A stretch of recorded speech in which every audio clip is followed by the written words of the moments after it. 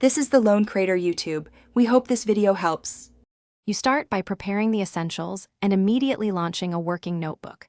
Mount Drive so your data is accessible. Once done, set runtime to GPU or TPU if needed.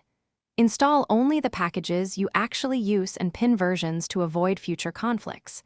Make sure to create a small test cell that loads a sample file to verify access. This first step reduces context switching, saves time, and gives you a reliable baseline for the rest of the process. Now you optimize execution and structure.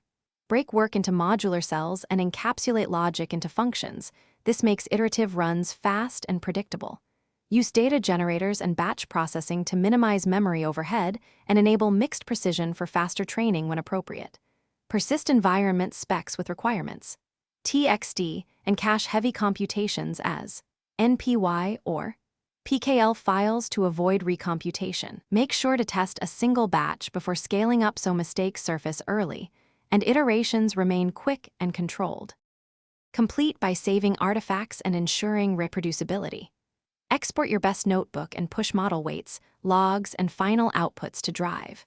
Once done, document the commands and versions used so you can rerun later. If something fails, start with logs and TensorBoard to isolate the issue. Reproduce the error with a minimal example.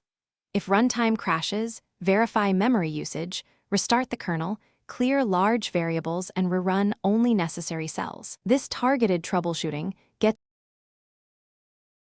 Thanks for watching. Consider subscribing if we helped you.